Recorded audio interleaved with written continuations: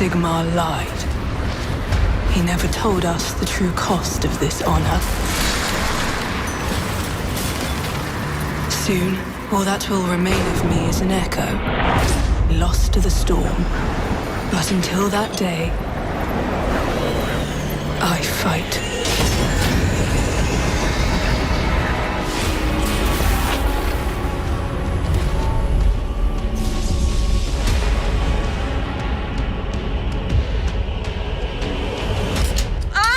It sprayed all over me. It's on my iPad. Oh my god, it's everywhere.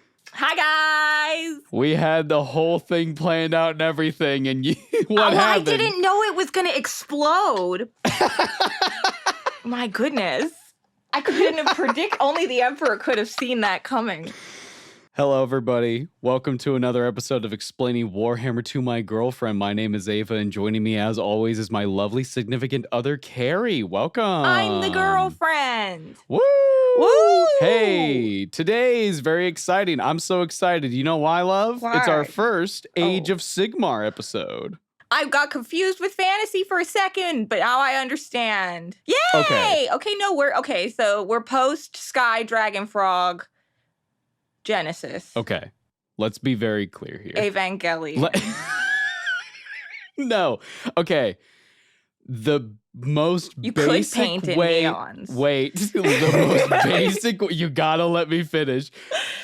The most basic way to explain what is Age of Sigmar, just for anybody who doesn't know, it is the sequel to Warhammer Fantasy. You don't have to know Warhammer Fantasy to jump into this video. It's completely new. It's great. I'm super excited. It's like a universe restart, basically. We'll get into it. Oh, yeah, I know. But today, we are focusing our attention over to the Stormcast Eternals. Okay. My love, what do you know about Stormcast Eternals? When I picked up a box at a hobby store and said, hey, Custodes, somebody said, no, there's a Stormcast Eternals. And I went, oh, can I play them? And they were like, nah, if you're paying $40K. Okay. So firstly, that person's an asshole. Secondly, it was probably not like that. Secondly, it is not incorrect to say or to think that they are similar to Custodes. A lot of people say that Stormcast Eternals are the Space Marines of Age of Sigmar, and they might have started that way. We'll talk a bit about it later on. But gameplay-wise and aesthetics-wise, they are far more similar to Custodians. Also for their relevance in plot, the thing with Space Marines compared to Stormcast is they're pretty damn rare. Okay. In the setting. Right. Like if a Stormcast shows up, it's like a big deal. Yeah. Like a Custodian, yeah. Humans, and then to humans, it's like a big deal if a Space Marine shows up. And then to a Space Marine, it's like a big deal if a Custodes show up. Yeah. It's like the popularity scale, right? Yeah. Now I'm just thinking about the Imperium's hierarchy like it's freaking Mean Girls. Yeah. Okay, so at the top you have the Inquisition. Well, yeah. Their helmets are so big because they're full of secrets. That's true. There's many secrets in there. Yeah. What else do you know about Stormcast Eternals? There's something to do with lightning. Yeah, lightning's a big aesthetic. There's also we'll go a into hammer. the lightning. There are lots of There's like hammers. a Warhammer thing. There is the Warhammer. There is the Warhammer, but not the one that the series is named after, because that's a city. Yeah, Warham. Yeah. Mm-hmm. They can be men or women. They can be anything. They can be whatever. Yeah. They take off their helmets during cutscenes so you can tell who they are. That's very nice of them. Because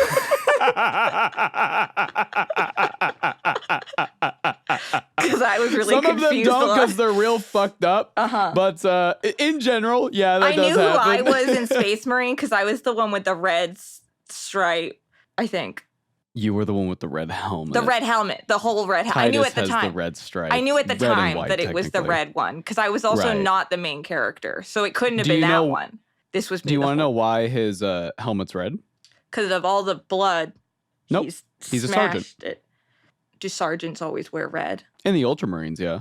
Oh, okay. What is Titus? He's a lieutenant. That's why he has the red and white stripe. But then how come he's got red? Because that's a sergeant. Well, the lieutenants get a red and white stripe down the top. Like Austria. Sergeants have a fully red helmet. More China. What are you saying? Look at the flags and tell me I'm wrong. What are you saying? I'm just trying to get a visual. I got it. Words mean. Look at the Austrian flag right now and tell me what it looks like. Austrian flag. That does kind of look right? like the lieutenant. Screw you! Wait,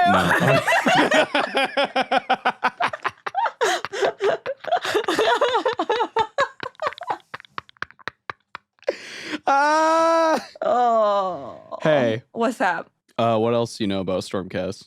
Are you excited to learn about them? They're really cool. I'm very excited for this episode. I'm a little worried.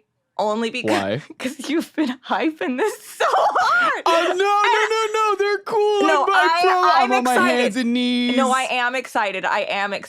I'm just on my hands and knees. No. Crying. What'd I do? Cool. Oh no, guys. I've been sitting with patrons for months. Oh no. And people come up to me and go, Ava, are Stormcast cool? And I a tear rolls down my cheek and I go, yeah, they're pretty fucking cool. Why can't you just say that with happy? Why are you crying? I don't understand. They're not even in the old world. They're in the now world. Those are tears of joy. They're tears of joy. You know why? Because people are finally turning their attention to Age of Sigmar and realizing how fucking cool it is. Listen.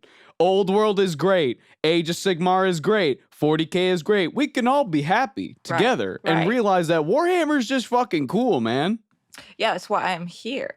So before we talk about what Stormcast Eternals are, we need to sort of set the stage. As I said, this is a sequel to fantasy. So let's talk about why that's the case. The Sigmar? Yep. Oh, Sigmar. There are multiple ages. Currently, the one in lore, the current age is the Age of Sigmar.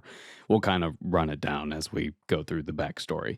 But before that, we have a story to tell. We have a story? We have a story. Oh my goodness, guys. Once upon a time, there was an ending. The world that was. Malice was overrun by the forces of chaos. Kingdoms and empires fell one by one. People of all races, destroyed and defiled by mortal and demonic warriors, and at the vanguard of this terrible host rode the most favored of the dark gods, herald of the apocalypse, Archaon, the ever-chosen. But still the people of Malice refused to give up without a fight. Uniting in one last grand battle, the forces of order stood against the tide of destruction. The skies turned a hellish red, black fire vortexed as the Chaos Gate opened at the heart of the world and consumed all. The God King Sigmar battled with Archaon the Ever-Chosen as the world crumbled around them. The warriors traded blows so mighty reality itself shook from their power. Darkness surrounded them. Every moment, the two demigods seemed to become smaller, more shrouded in shadow, until nothing remained, and the world ended. World's gone. This is what it's got to feel like for rats when people blow up their house or something. Speaking of rats. Oh, yeah, the rats. You want to know how they get over to Age of Sigmar? Well, do they hitch a ride with the frogs? Out. Right. No, drowning ship and all that. No, they take Warpstone, the evil rock that comes from the moon and Sinking shit, called Chaos Rocks. They take it and they make drills and they drill through space. They drill through space and reality to the new place. Okay, they use worms logic. Yep. Like the game. Okay, I got it. Okay, that's fine. I can make it work. Listen, weirder anime have made sense in my head. Skaven, you just gotta roll with it. It's weird, it's funny, it's great. We love Skaven. So we got Siggy. Yep. Sigmar and Archaon the Ever-Chosen. Archaon, that's fine. Archaon is basically the big bad evil guy of the setting. He sounds like he looks like a Balrog. So this is a image of Archaon. on his horse, Dorgar. Dorgar? Yep. Okay. It's a fucking evil horse. Oh, that's a light dragon? Wait, look how pretty. Wait, God. Let's continue the story. Wait.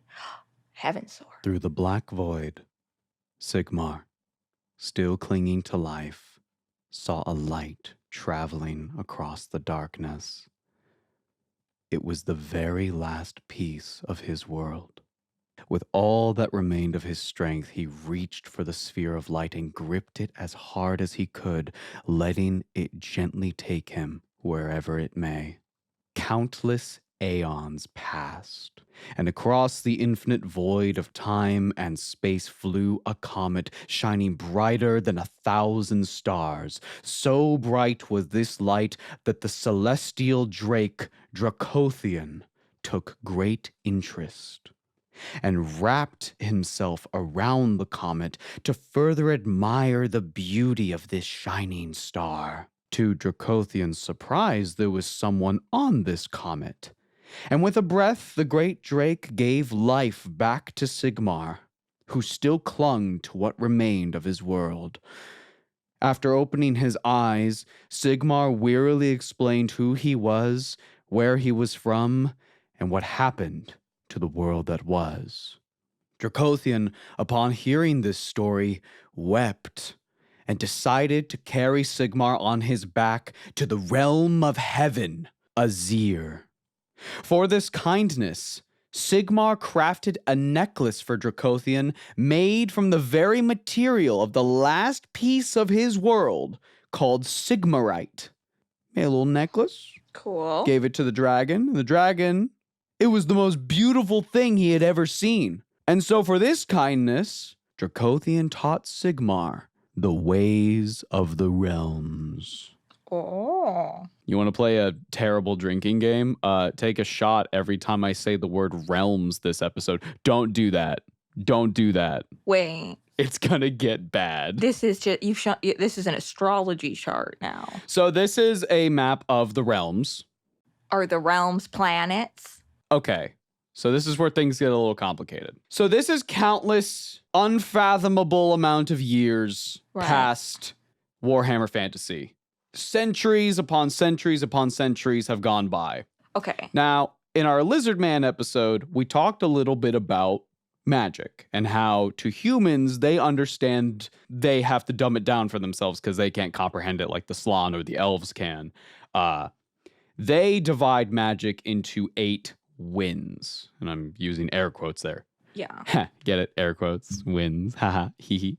So the winds of magic over the course of these countless aeons started to swirl and gather and crystallize into like their own sort of planets. Right.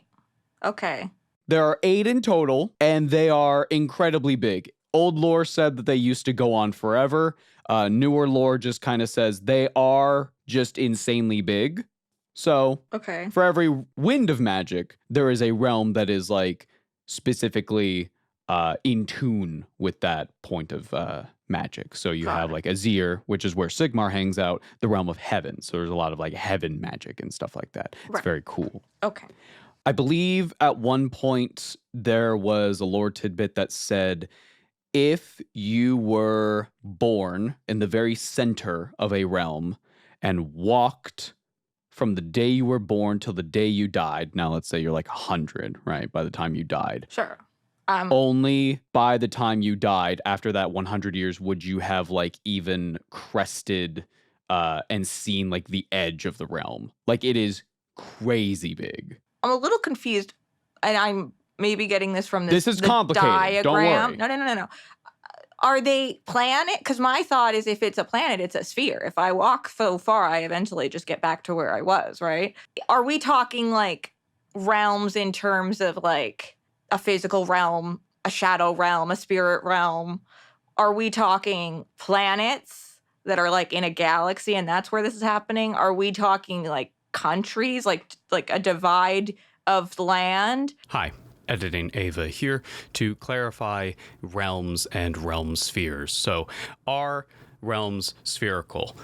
yesn't. The landscape is flat, but each realm is surrounded by a sphere of reality called a realm sphere, in which gravity and everything is dictated by that. These realm spheres also have their own orbits, typically, so there can be other realms surrounding them. For example, the realm of Hish, the realm of light, and the realm of Olgu, the realm of shadow. Those two realms are so bright and so dark that they act as the entirety of all the realms' day-night cycle. So each time they rotate and essentially eclipse one another, that is how the day-night cycle is dictated within this plane of existence. There's a lot that goes into the realms and how exactly they work. It's really interesting, and I think I want to do a video talking about that and the daily lives of people in these realms, but I just wanted to clarify that because I didn't do a good job explaining it in the video itself, but I'm here to correct that. So enjoy the rest of this. Each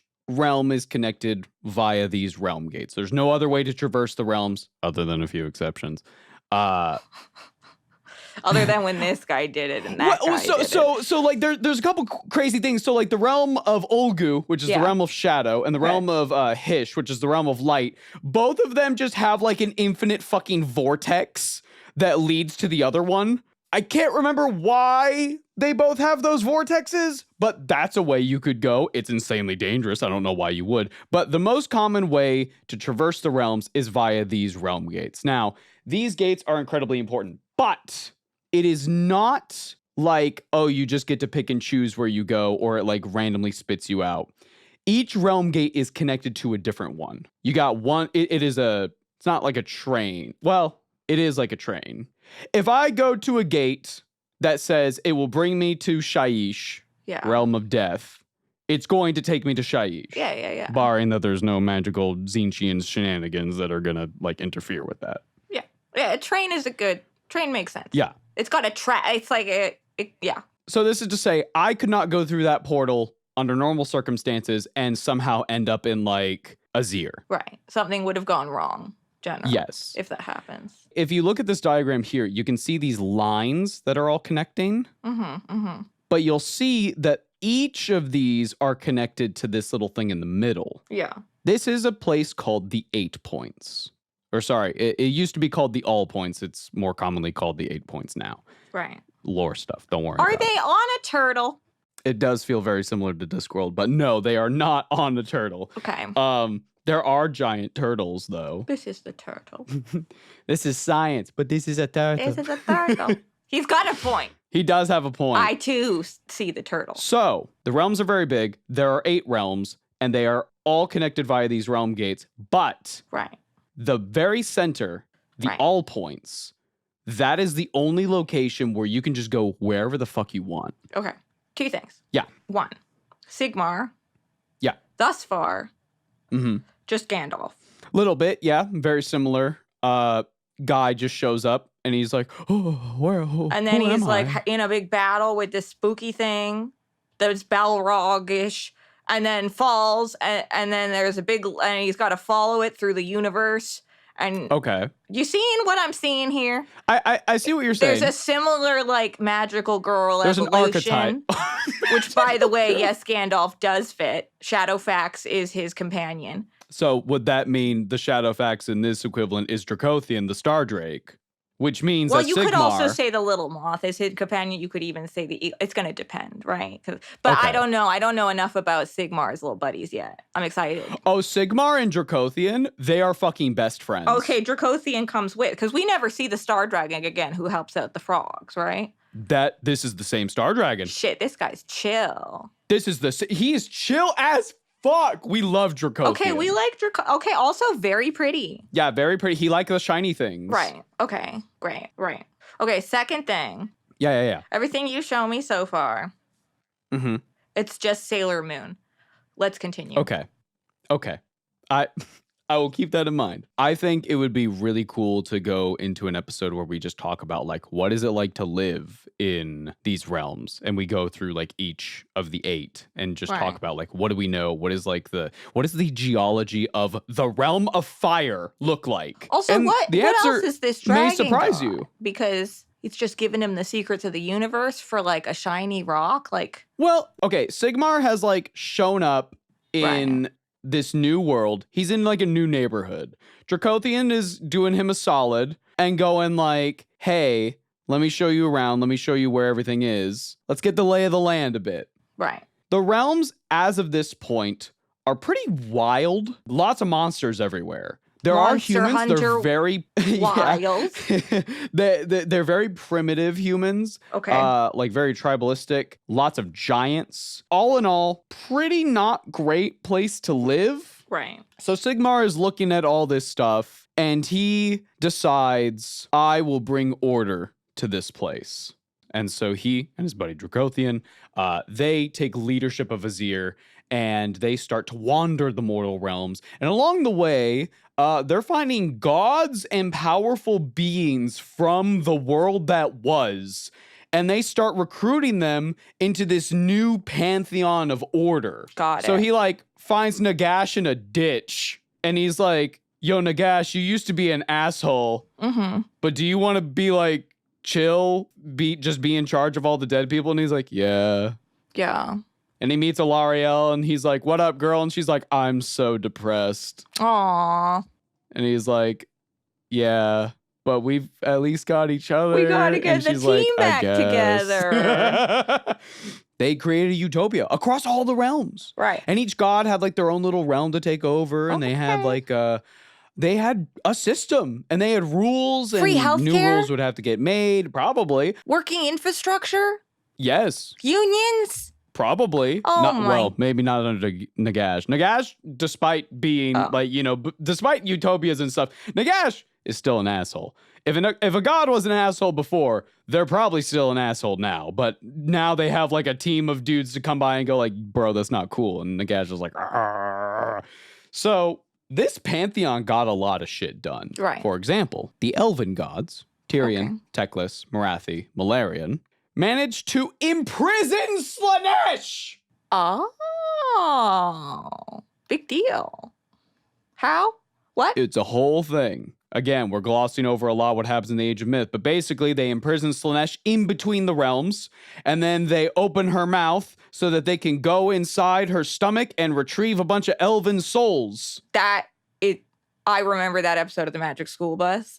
It's pretty much that. It's a whole thing. I didn't understand the whole context. But this is all to emphasize that this pantheon could do some shit if they wanted to. Right.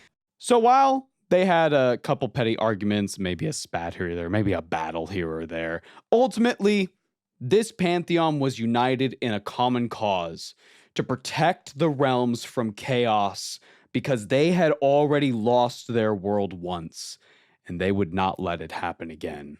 So, got it. A couple centuries go by. And as it does, like the pantheon kind of grows a little more distant from each other. They're either moving to pursue their own goals, or they feel really restricted by the rules implemented by Sigmar. And just when the tensions were at an all-time high, strange occurrences began appearing across the realm. It's chaos. Mortals began dreaming of a blade cutting through the realms. Statues in Azirheim cried tears of blood. Odd runes began appearing in the earth, and anyone who ventured out at night was tormented with whispers in the dark that simply said, "The ever-chosen comes." Maybe it's time for that vacation everyone was planning. The realm gates shook. Oh, no. As the forces of chaos, now aware of the mortal realm's existence, erupted from their hellish plane of existence to kill, conquer, and destroy all in their path. Do you think chaos finding out that humanity existed went down like Slaanesh all beaten to shit, burst into the house like, guys, we gotta kick their asses.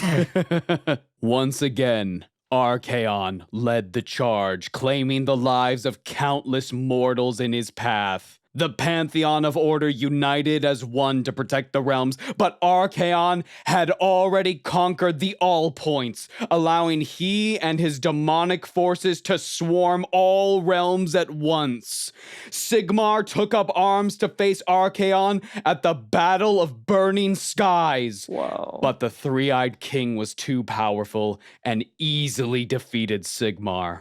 Wait. At the same time, the magical Warhammer, Gal Maraz, oh my God, was lost. Oh, I thought he was gonna like Accio it or something. Sigmar retreated to the realm of Azir and closed all gates that led there, abandoning his allies. Archaon kicked the door in. Yeah. So hard. Right. I love this guy. He can make an entrance, I suppose. Oh, yeah. Hey, listen. You might be a villain. You're just not a super one. You're missing the most key ingredient. Presentation. Right. Do you think he also had a bunch of drones that like turned into his face? And... Oh, demons. Oh, yeah. Wait. The Roombas. Mm-hmm. The discs of Zinch. So this guy was sent by Chaos. He is like the champion of chaos. In general? Or was it like Khorne was like, you messed with my bitch? So, no. Even though I hate her, she's blood and I love blood. Archaon is a champion of chaos undivided. Okay, right. It's not that he's for any of the gods. He's just fuck order. He's him. Yeah. He's that motherfucker. Right. He could look at Khorne, like Khorne could come up to him and be like, yo, I need you to do this. And Archaon would go like, nah. He's a mercenary. And Khorne can't fucking do anything. Right. Got it. Only when all four Chaos Gods come together can they tell Archaon what to do. Individually, he's like, I don't feel like it. Right. And they're like, fuck, I can't. Shit. I fucking love Archaon. No, he seems cool. So this began the Age of Chaos.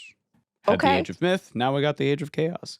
Lasted for a couple hundred years, and during this time, Sigmar wallowed in despair, feeling the battle they faced was utterly hopeless. But thanks to Dracothian, he came up with an idea. He asked the dwarven smithing god Grungi and the elven gods Teclis, Tyrion, and Malarian to aid him once more, and they agreed. The elven gods created a cloud of ether around Azir so that not even Zinch could peer into what was being done. Sigmar began plucking mortal souls from the realms just at their time of death, and Grungi forged armor and weapons made out of the very core of the world that was. And when the time was right, the Stormcast Eternals were ready to fight against the forces of chaos and take back the realms. Thus began the Age of Sigmar. We're here. We're here. We did it. We're finally here. Oh, the title drop. Title drop. Age of Sigmar. We're here. Age of Sigmar, guys. Okay. Woo! Stormcast Eternals are immortal, powerful warriors with lightning literally running through their veins. Their sole purpose is to destroy chaos and free the mortal realms of their corruption. My love. Do they make a salary? Humor me for a bit. Oh, yeah. You are a hero. Oh, sweet. Or considered a hero by Sigmar. And when you eventually fall in battle, before Nagash, the god of the dead, can get his hands on you, or you go to your designated afterlife, you are swept to the realm of Azir, the realm of heaven, to begin the process of reforging. What? First, you get to feast in the Helden Hall for 3 days.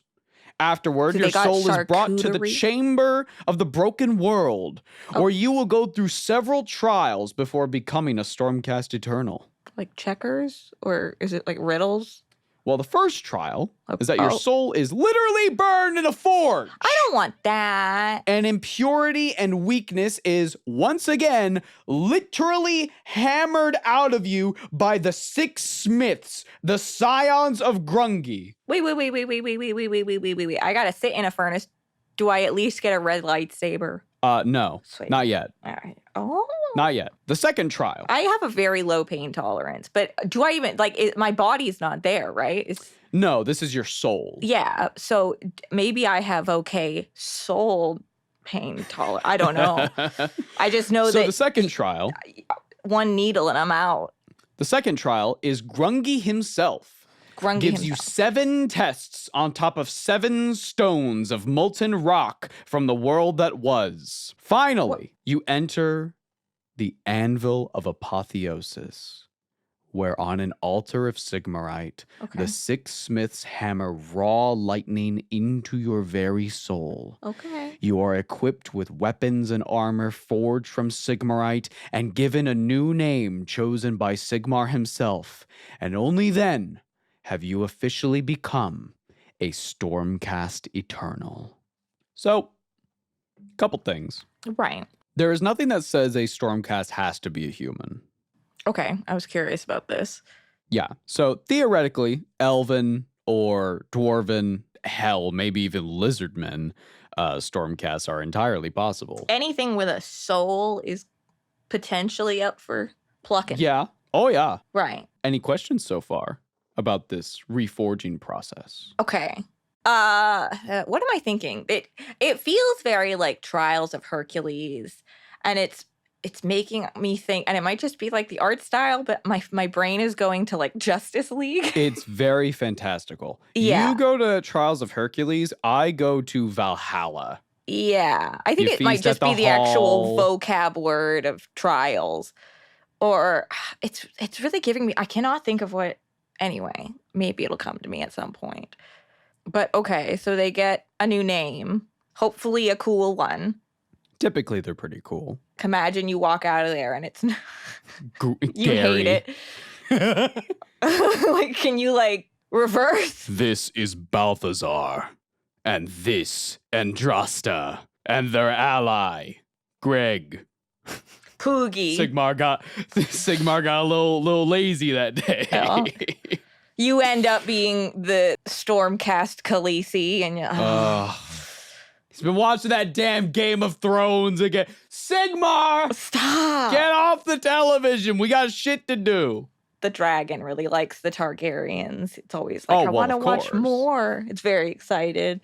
Speaking of getting shit done. Okay, we love getting shit done. Stormcast Eternals are sent across the realms in lightning bolts thrown by Sigmar himself into the thick of battle against those who threaten to destroy all in their path. Alrighty. Yeah, so like anytime they show up, literally lightning bolt, they're there. It's fucking awesome. This also translates to tabletop, wherein you are one of the few armies that can deep strike or teleport. Right. Which, in a game that is primarily melee, there's not a lot of shooting armies, that is so fucking strong. Yeah. Speaking of tabletop stuff, I mentioned earlier that people often summarize Stormcast as Age of Sigmar Space Marines, and they do share similarities, particularly the structure of their organization, but they're far closer to Custodes or Grey Knights. So, for example, that new name, they usually get their first name from Sigmar, but the last name is usually based on a deed that they have done, such as Bear Eater, The Redeemed, Steelheart, etc., etc. When you say a deed that they have done, like Custodes, where, they just keep adding on to it. Oh, okay. I thought you meant like, because if all of these people have died before. So my mind went to like, however they died, like. Potentially. More often it's once they've become a Stormcast and then they do a great deed, they will then become, I am so-and-so Steelheart. Right. Because what if that'll be their name from now on? That, and you're the one guy who like didn't fall in battle. It's like Bear Tamer, and then it's like Decapitator, and then it's like Slipped in Shower. No, nothing like that. Nothing like that. I should specify it is like the Custodes thing in that you get a name based on your victory, but it's not like the Custodes in that it keeps getting longer and longer and longer. That's not the case. Okay. You usually, they usually There's have a cutoff. You have a name and then like a deed that you've done. That's it. Okay. They will also decorate their armor with this thing called beast marks that can range from lions to birds to dragons or skeletons. And they'll have them like displayed on their pauldrons to basically mark out different things. So like lions will resemble this Stormcast is particularly courageous. Or if it's a bird, perhaps they have like a particularly strong bond with griffhounds or their mounts. Or if it's a dragon, same thing. General animal motifs in armor. Yeah, exactly. And or decoration. But the thing that makes Stormcast unique is that when they die, their soul is sent back to the Anvil of Apotheosis, where they are reforged again. In a way, they're very similar to demons in that regard. Right. You just respawn. Do they retain their memories? At first. Oh. The reforging process is not perfect and often has side effects that range from, oh, that's fine, to fuck. And these problems will get worse the more times a soul is reforged.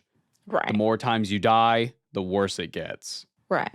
Side effects include, but are not limited to, memory loss, identity loss, loss of emotion, visions, insanity, ambient smell of ozone, lightning literally coming out of your eyeballs, thunder rumbling when you speak, glowing halos, blood that purifies chaos, glowing in general, the habit of collecting items from the innocent dead to remember them, seeing only in black and white, being able to see like heartbeats like a fucking predator, steel skin, okay, white hair, many, many, many, many more. These are all the trigger warnings that should be listed on Evangelion.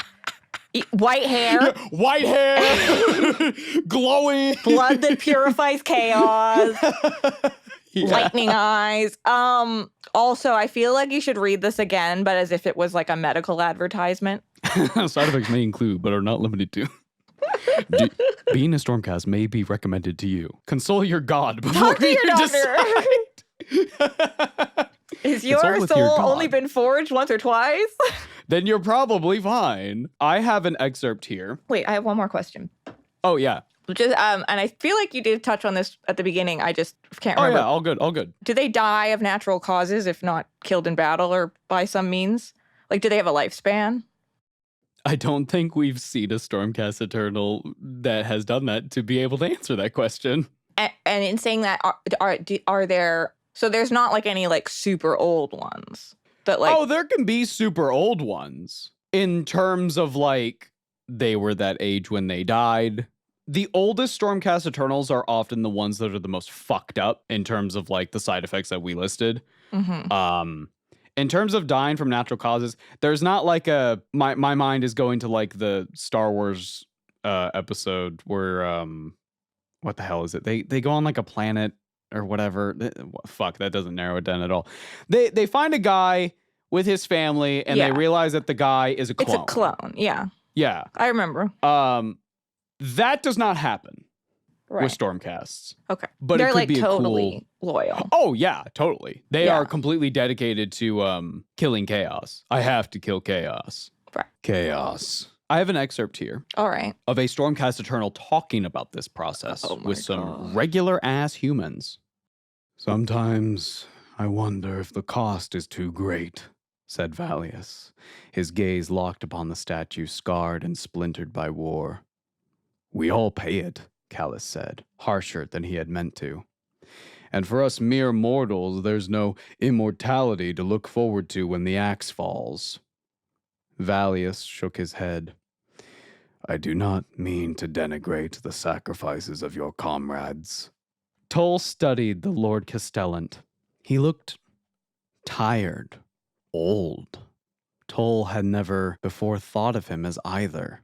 We are Stormcast Eternals, Valius said. The champions of Azir. We ride the tempest to war.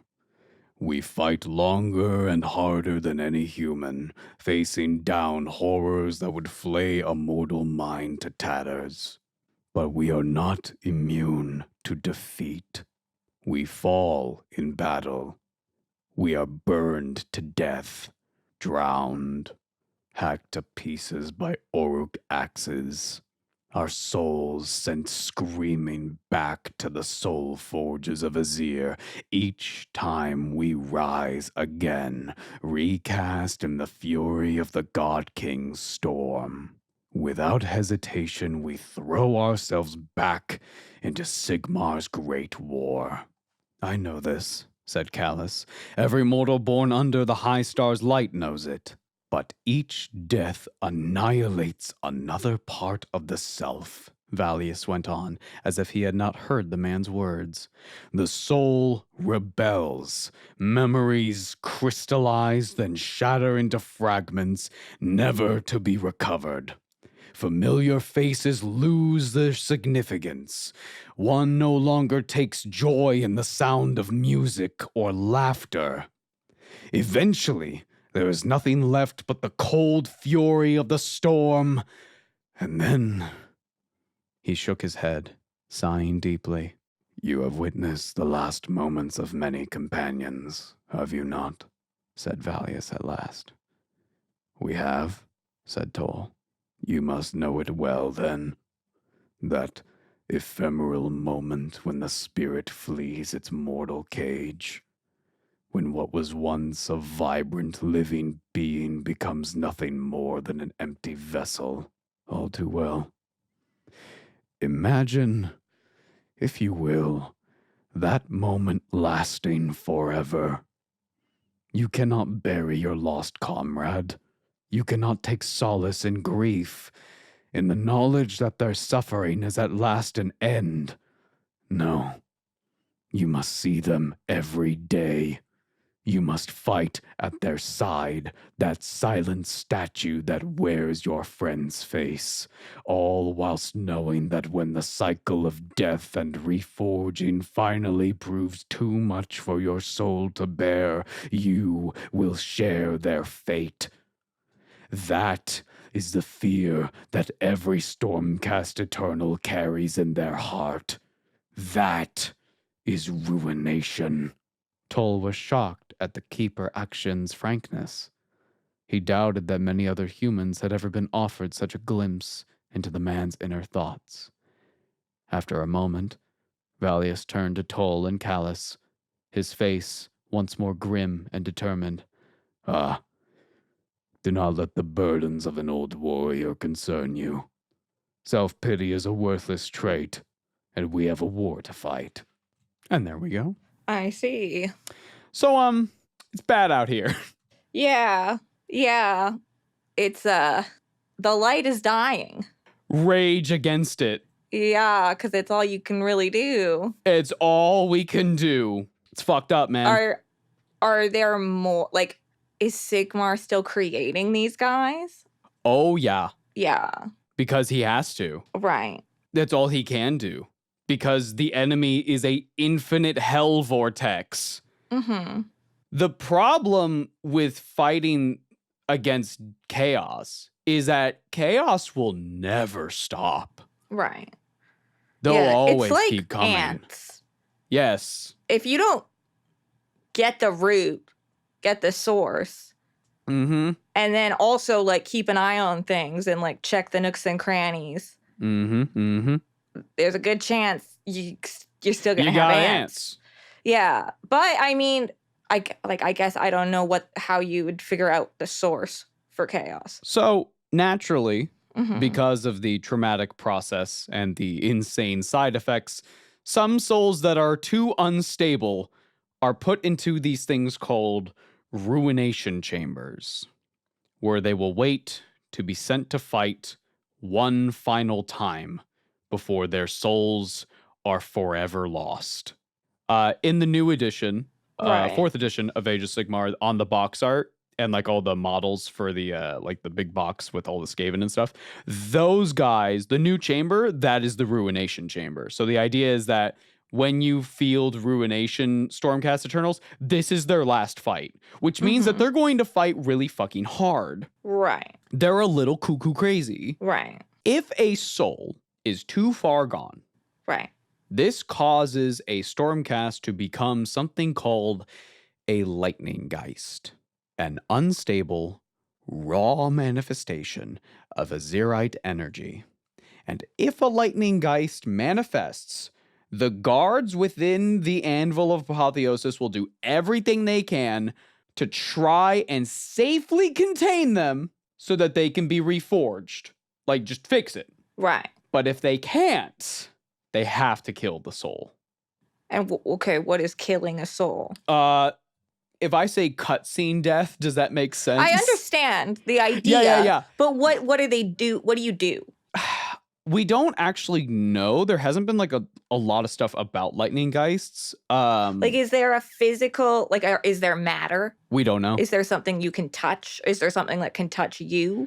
I envision it more as just like a ball of just lightning. Okay, so they basically go mad. Yes. And like transcend. They become unstable. Yeah. They become uncontrollable. Yeah. They become like a walking hazard. Yeah. And this is the main problem with reforging, is that this happens eventually. And this upsets Sigmar greatly. Yeah, it's like his version of psyker juice, a sacrifice that's like necessary but being made. So here's the main difference. Sigmar is actively trying to find a solution. Well, whereas the Emperor would be like, fuck it. Interesting. Alex has told me differently. I don't have the highest opinion of the Emperor. Neither do I, because I was going to say, not me over here defending the Emperor, but I was going to say, I think the only reason that's really happening is because it has to be. And I don't think it would have been his first choice. My mind always goes back to the Thunder Warriors, and it always goes to like the heavy implication of, once this great crusade is all done and over with, I'm just gonna kill every last Space Marine like I did with the Thunder Warriors. And Sigmar would not do that. Yeah. So these are the souls that are being plucked from this other realm. All the realms. All of them. So basically, Sigmar is like the idea. He's a god, so we don't know exactly how it like works, like down to the most minute detail. Yeah, you get and chosen. you are brought. Yeah, you are brought to the realm of heaven, in which case you will be damned. Well, to fight for the rest of your conscious existence until we zap you. Yeah, but it's an honor. Well, no, like Sigmar, you will like it because we'll make you like it, though. No, that's not happening here. There is no like, ha ha ha, it's all great, and it's such an honor. It's not that. Yeah.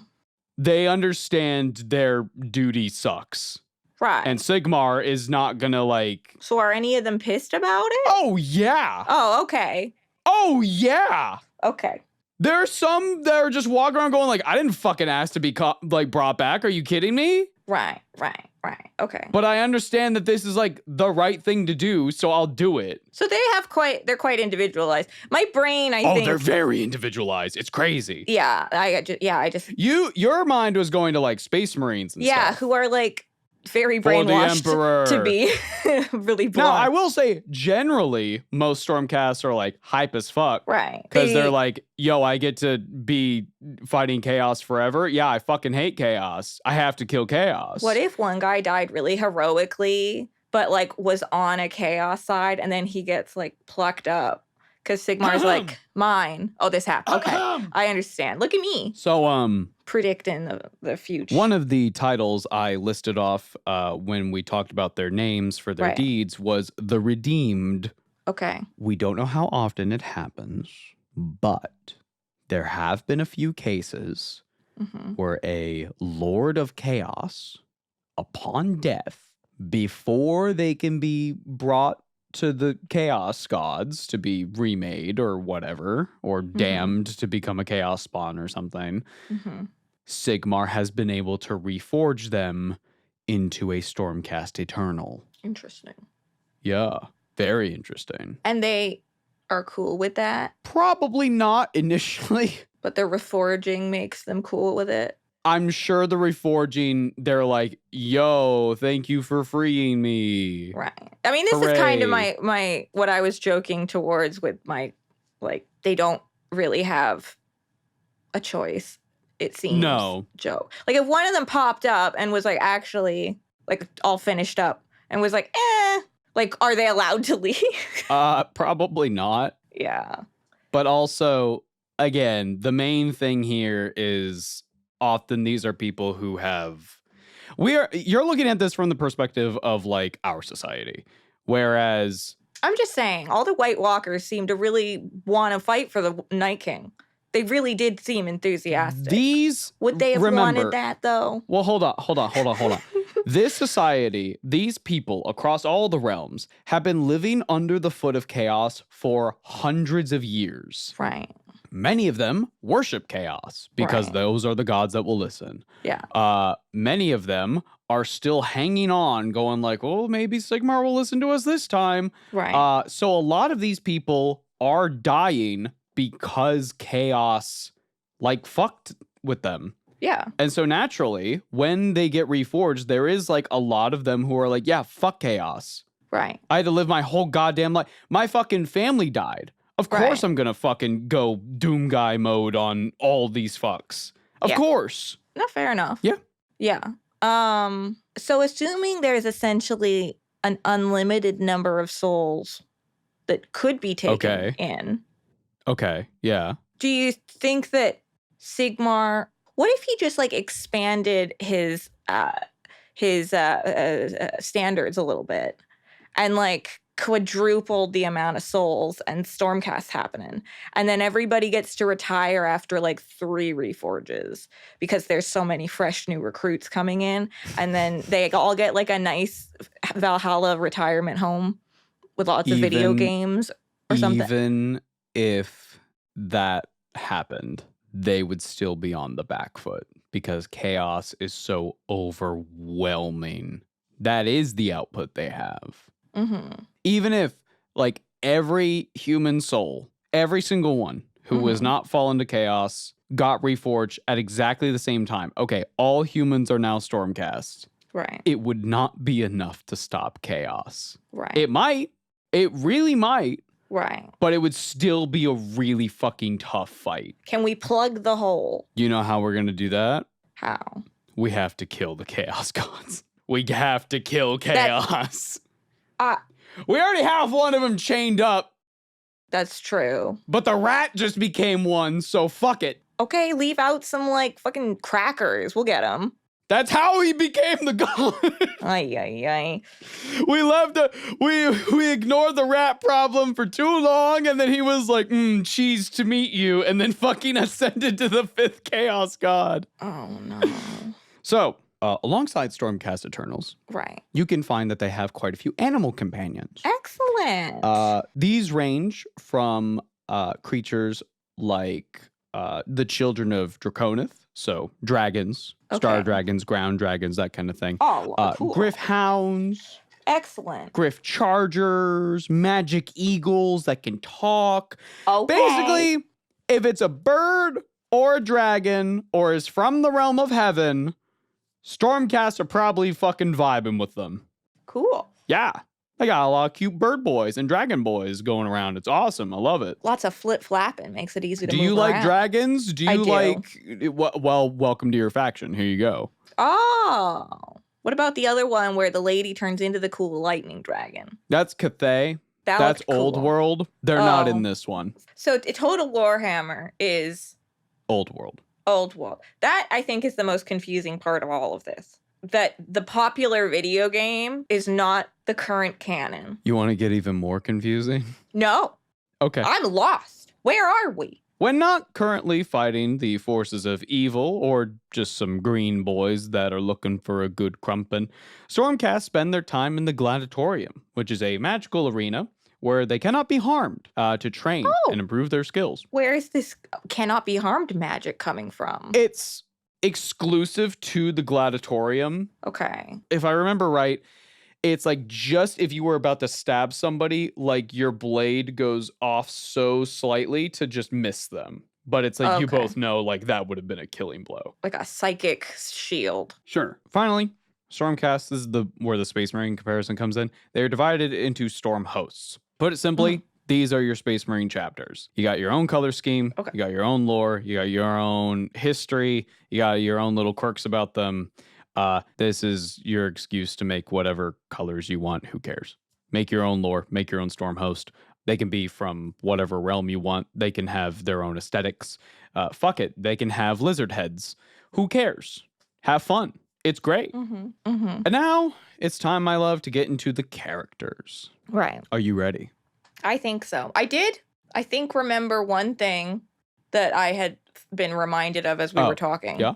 Hit me. The whole experience of like dying, being brought back, and then like having yourself like chipped away a little bit every time that happens. Yeah. Reminds me a lot of Jack Harkness from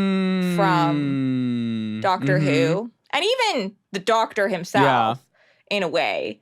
Except that he doesn't really lose himself. He just changes. Well, the Doctor, every time he regenerated, got a little more fucked up. I mean, he kind of does. No. I mean, like, he starts to go, like, who am I? You haven't gotten to Capaldi I don't yet, fucking know. I know, but I'm just saying you're going to get upset.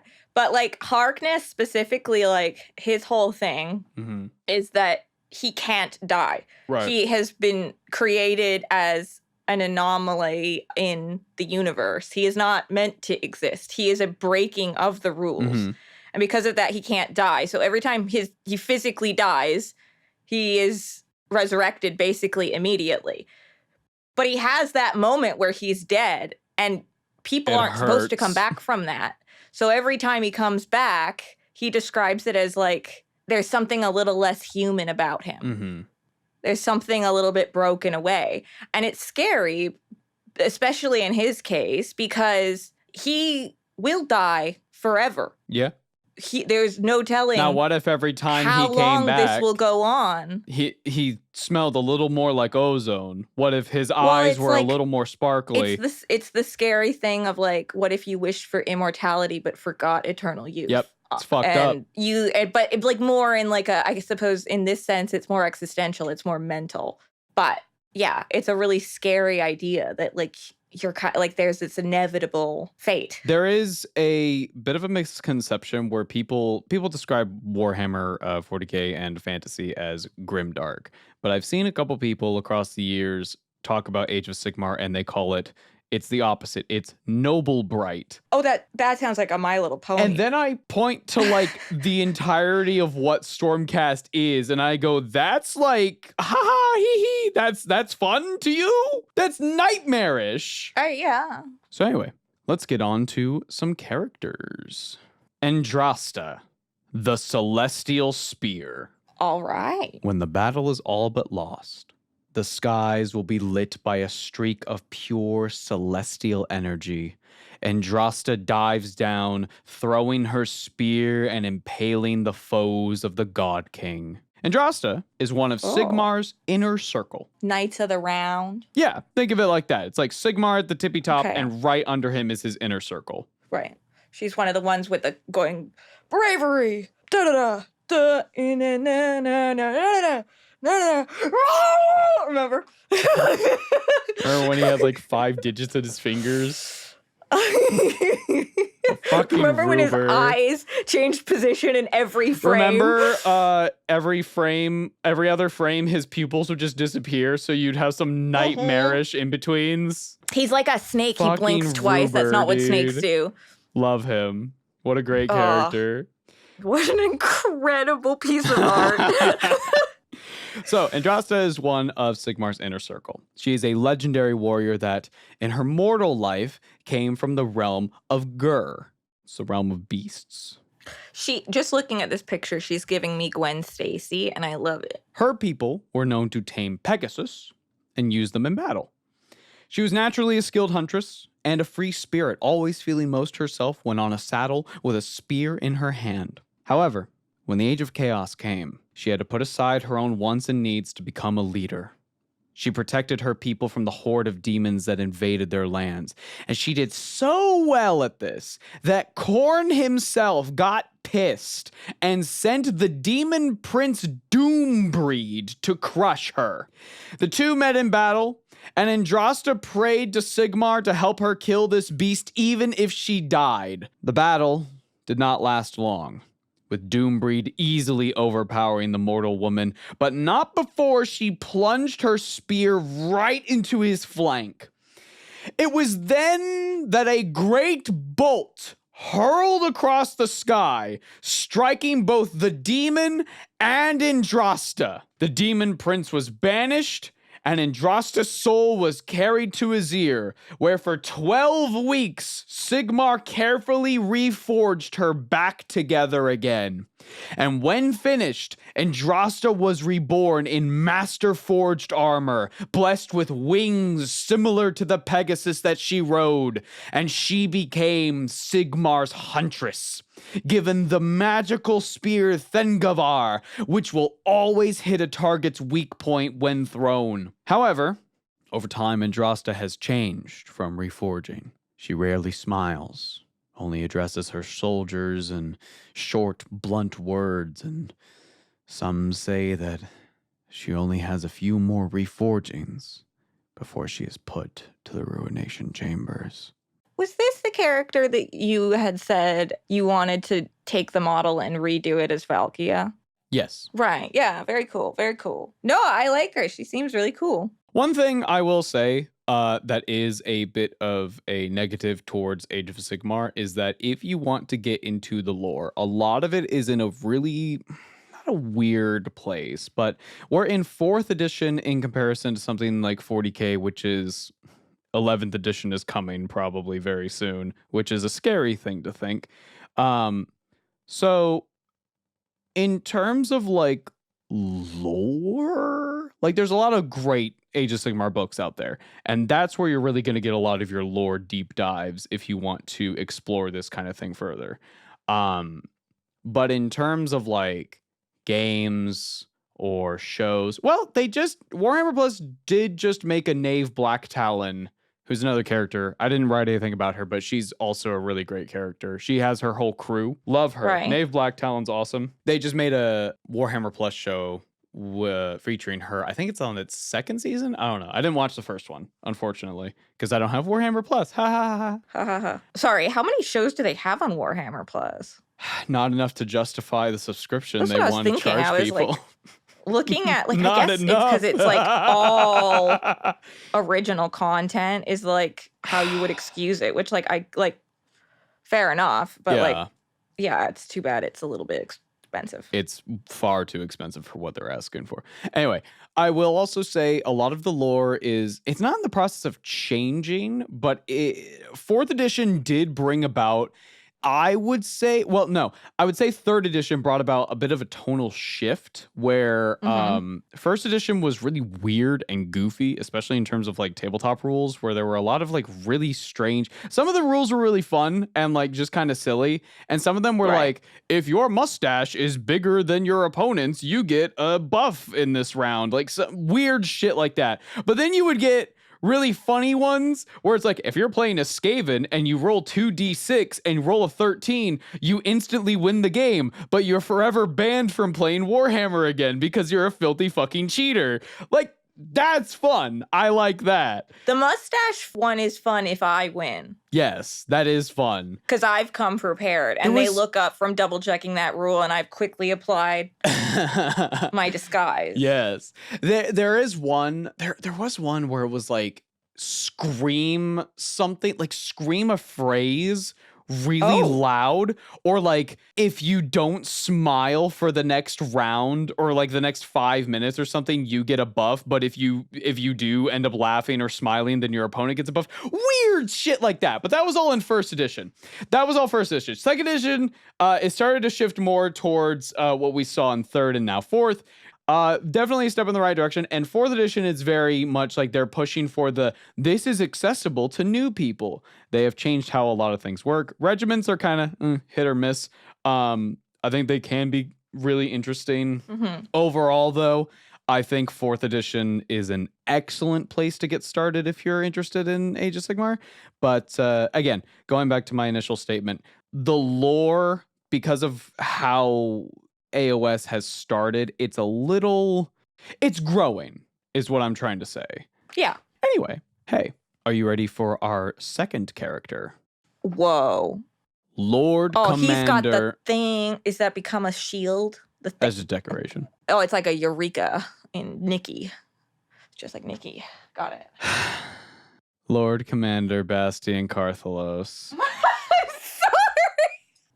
I ruin all of his things, guys. Every time I'm like, look at this cool thing, she's like, it's just like Nikki, and then I just want to die. Because everything is just like Nikki. It's not a bad thing. That's a compliment. More things should be like Nikki, full of hope and optimism and the power to bring change with your own creativity and whim. That's kind of feeling what good Stormcast in a nice are. outfit. See what I mean? Isn't it inspiring? Lord Commander. And then God dies. Lord Commander Bastian Carthalos.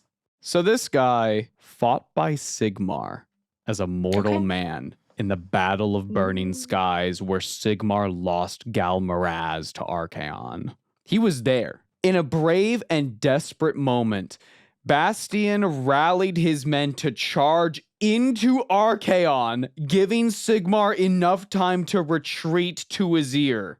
The only reason why Sigmar is alive is because of this dude. Alrighty. By some miracle, Bastian survived the battle. And just before the gates to Azir closed, he appeared with those who survived the battle behind him. Okay. And so he came inside, and they hung out for a couple years. This guy's the MVP right now. Sigmar and Bastian grew to be close friends, and when the God King was ready to create the first Stormcast Eternals, Bastian was the first to volunteer.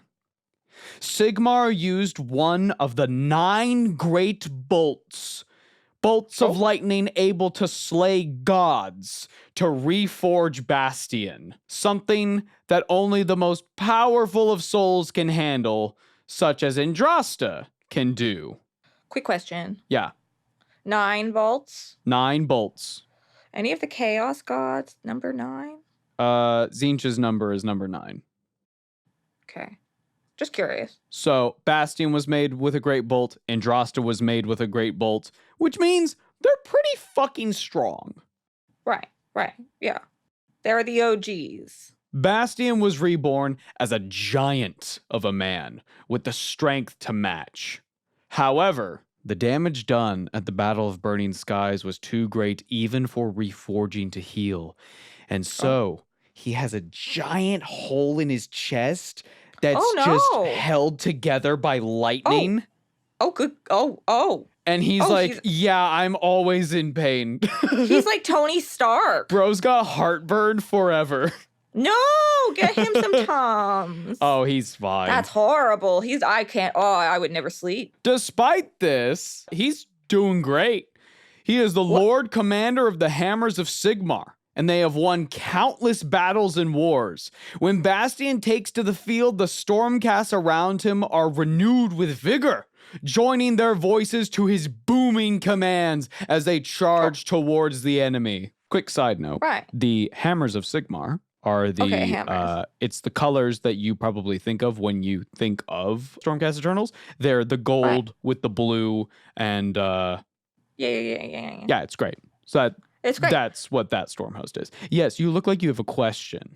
I've just clocked in on whatever is behind him. That's like a little El Goblino. Don't worry about that.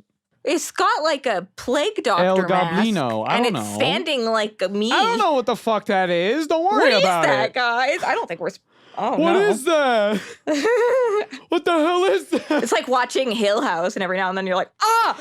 Carrie, my love, my darling, my everything, my precious baby girl. Listen, sometimes in Warhammer art, there are things in the background that the artist put in there, and it's wonderful art, but sometimes you just gotta look at it and go, what the fuck is that thing?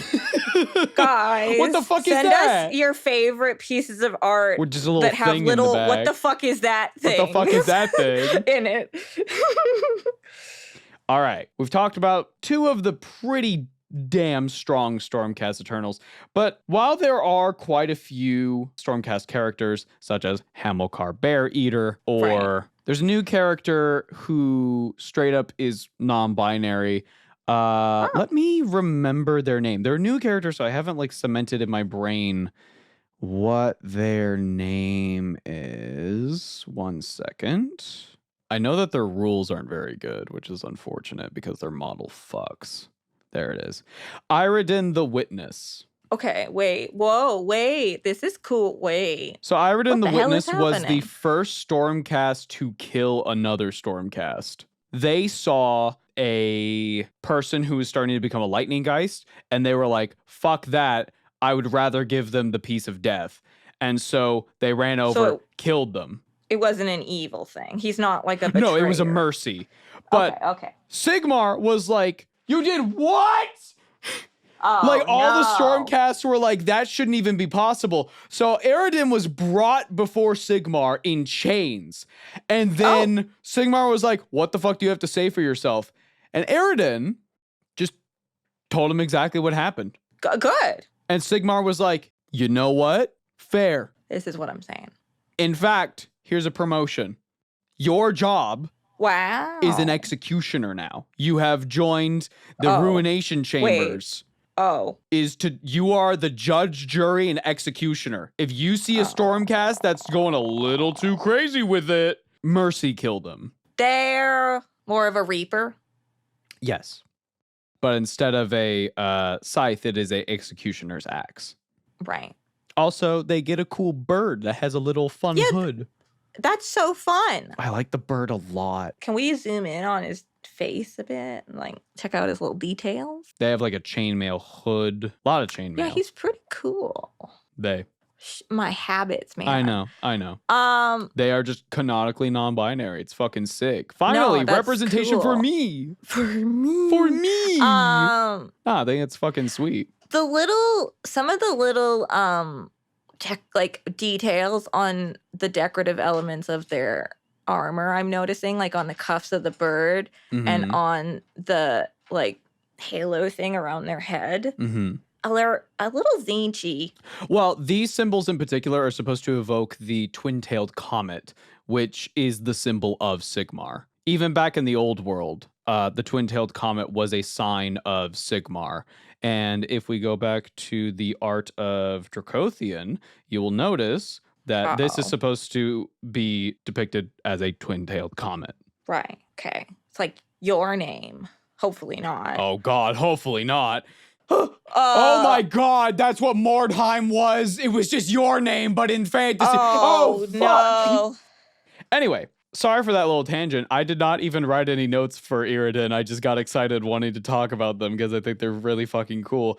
Are you ready for our last two characters? These two characters are bread and butter. They're best boys. They're best friends. Love them a lot. Are you ready? It's time to talk about Vandus Hammerhand. The first to the fray. The man, the myth, the legend. As a mortal, Vandus' family was slaughtered by Korgos Kol, the mightiest and most terrible lord of Khorne the realms have ever known. Vandus watched as Kol killed his family in front of him before being killed himself, and his soul was plucked to Azir to become a Stormcast Eternal. While he was reborn to fight chaos, the death of his family haunted him, and he swore vengeance on Kol no matter the cost. On top of his Dracath, Kalanax, he charged with the first of the Stormcast to the Brimstone Peninsula, fighting against Kol's warriors. At the climax of the battle, Kol retreated through a gate to the realm of chaos, but Vandus gave chase, calling upon Sigmar to use his body as a conduit for the God King's power. Sigmar answered with a bolt of lightning so powerful it destroyed Vandus and the Chaos Gate, marking the first great victory for the Stormcast Eternals. But Kol managed to escape. Yeah? Okay. Wait. Okay. Come to me, Sigmar. Nuclear explosion. So, yeah, okay, cool. Later, Vandus was tasked with retrieving Galmaraz from the realm of Shaman. It's the realm of metal. Cool. Yeah, lots of gold and shit there. Not just gold, metal in general. Very cool, Right. conceptually. Okay. Yeah. Galmaraz was being held by a sorcerer of Tzeentch who was attempting to pull the entire realm of metal into the realm of chaos. Okay. It's very shiny. We want it. Right. Vandus and his Stormcast fought a brutal battle against mortal and demonic forces of Tzeentch until Vandus grabbed the hammer, in which he effortlessly killed everything in his wake. Okay. This hammer is fucking for real. Right. So this is why on Vandus's model and his artwork, he has like a little hammer on his like head. You can see it here. Look. Yeah. Oh, yeah. So he was like given the highest honors. Like, holy shit, you got my hammer back? Awesome. Amazing. He became like a legend. When you've got the mentor crown. Yeah, in Final Fantasy. It kind of looks actually more like a sprout, but he's got the golden sprout. So, side note. There is a character, this is more for people who are familiar with fantasy. There's a character in the Stormcast called the Celestant Prime. All right. The Celestant Prime, we don't know. We know that souls from the world that was did not just like die out. Like people have either been reincarnated or their souls, if they had a strong enough will, has like literally just been drifting throughout time and space for eons and eons. So the Celestant Prime, we don't know for certain definitively who it is. However, when the Warhammer was placed into the Celestant Prime's hands, it was just completely dormant, just this like thing on a table. But when the hammer was placed into its hands, his fucking eyes shot open and he was like active. Okay. It's heavily implied that the Celestant Prime is the soul of Karl Franz from the old world, the old emperor. Right. At least that's how I've always interpreted it. There might be somebody who's an Age of Sigmar mega nerd who comes in and goes, actually, there was this Lord tidbit from the second edition. You get what I mean. Anyway. Yeah, I understand. Vandus became a legend, rewarded by Sigmar time and time again, but there was a problem. Okay. Vandus was reckless. That little stunt he pulled in his first ever battle of like, yo, shoot lightning into me and explode me so that like we win the battle. That kind of knocked some screws loose, I think, in his mind where he was like, yo, I can just come back? Fuck yeah. So if it was a suicide mission, Vandus didn't care. He would just throw himself at the enemy again and again and again. And the more times he was reforged, the deeper his obsession with vengeance against Kull became. And eventually he tracked down the Lord of Khorne and battled him once more. But Kull had planned for this, and he defeated Vandus, claiming his skull, a deed so worthy that he ascended to become a demon prince. No. He fucking leveled up. And Vandus was like, oh, fuck. Oh, shit. I fucked up. Oh, no. He became a raid boss. It's not just mentor. Imagine they make you a raid boss. That's fucked up, man. Vandus's personality has almost entirely faded. Oh. Where once he was a beacon of light and hope, he is now a quiet shell, tormented by visions of a specter he only knows as the Lightning Man. Between battles, Vandus must be put into the ruination chambers and watched closely, lest he becomes a lightning geist. It's not looking good, guys. It's not looking good. This is what I feel like sometimes when I forget to take my effexor for too long. Me when I wake up wrong. Yeah, right. Me when I wake up a little silly. That's unfortunate. Yeah, let's talk about his best friend now. Oh! Smile. This is Ionis Cryptborn, the Warden of Lost Souls. Okay. Like all Stormcasts, Ionis in life was a hero. Hailing from the realm of Shaiish, which is the realm of death, he was a prince that served to protect those he loved from monsters and even had the courage to stand against Nagash, the god of the fucking dead. Right. After he was reforged as a Stormcast Eternal, Ionis became a Lord Relictor, a healer and a guardian of souls of their comrades. Oh. Basically, You know how apothecaries work in Space Marines? Yeah.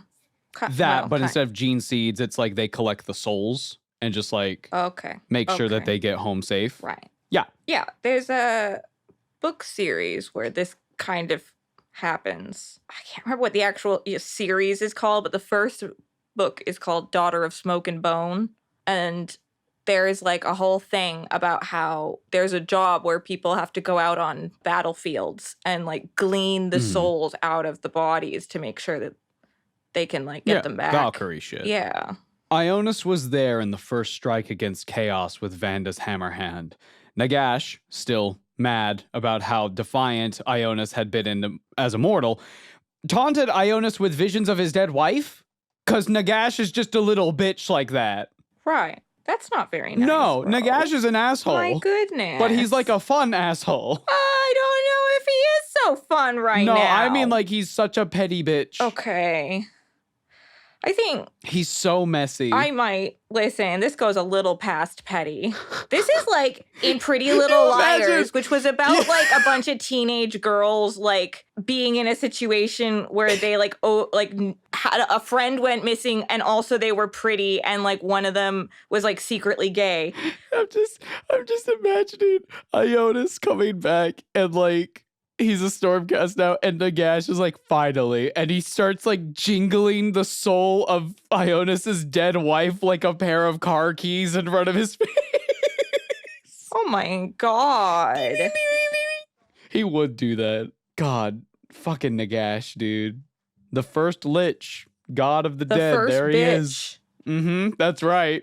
Nobody does it like Nagash. Such is the power of Nagash. He is such a hater. Oh, no. I love it. Anyway, Ionis and Vandus developed a very deep friendship. However, oh no. As Vandus was reforged again and again, Ionis couldn't bear to see his closest friend deteriorate, and so he left the Hammers of Sigmar. Ionis wandered the realm of Shaiish looking for a cure for the Stormcast flaw of reforging, where he met the dragon Cathorak. The dragon explained that he too was searching to find and free the afterlife of his people from the grip of Nagash. And the two kindred spirits forged a deep connection and journeyed to find their answers together. Through many years of searching and finding nothing, Ionis had begun to lose hope. Cathorak, who by this point had grown into one of Ionis's best friends, helped him realize that a miracle wouldn't simply fall into his hands, and he, as well as all Stormcasts, should at least prepare for the inevitable as best they could. Ionis knew that Cathorak was right, and with Sigmar's approval, this led to Ionis creating the Ruination Chambers, and he became the Warden of Lost Souls, a member of Sigmar's inner circle that leads those Stormcasts who are too unstable to bleak citadels all across the realms to hold them and contain them until they are ready to meet their destiny on their own terms. Though this is their primary purpose, Ionis and Cathorak have never truly given up their search to find a cure. Okay, so this is what happens when you don't have socialist systems. What? Because listen, see, if we don't give people like a fair chance at retirement when they are actually able to like adjust, and you're just leaving everybody to like deal with it when it gets bad enough, they're not going to be in a very good state. Ionis created the Ruination Chambers. I'm mostly joking that the Ruination Chambers are kind of like the retirement home I was talking about, but like maybe a couple of reforgings too late. Maybe stop it a few before it gets to that point, and they can have like not violent existences. So Ionis's job as the Warden of Lost Souls is to deploy onto the field, and if a Stormcast Eternal is a little too far gone, they're getting a little too weird with it, he will show up and be like, hey, listen, I'm going to offer you a proposal. You either come with me We go into a bleak citadel. You're getting lost. You're getting lost in the sauce. You can come with me. You can die on your own terms. Or we settle it right here because you are too dangerous to be just wandering around. Typically, they go with him. Right. Yeah. This has given him quite a bleak reputation, which really sucks because he's a really nice guy. Right. And like at the end of all of this, he is doing all this because he cares. And that's the tragedy. Right. Yeah. I guess like my mind is still, I guess, trying to wrap around that they would have no other ambition in this existence other than this service. In so much as that like all of them end up getting to this point. Eventually. To the point of becoming an iota of what they once were. Mm-hmm. It feels like becoming the Knight of Winter. Yeah. Not a perfect example. You're a specter of death. I mean, hell, he looks like a fucking skeleton. He's dressed in all the bones and shit. My brain is going to Dead Like Me, if you remember that show we watched. No, it's about the girl. It's kind of the same thing. Which we should keep watching that because we only watched the one episode, and it's a really good show. It was the fact that it was like an hour and a half long. It threw me off so bad. It's from the time when they had, and they still have pilots, but like a pilot would be like a special. Yes.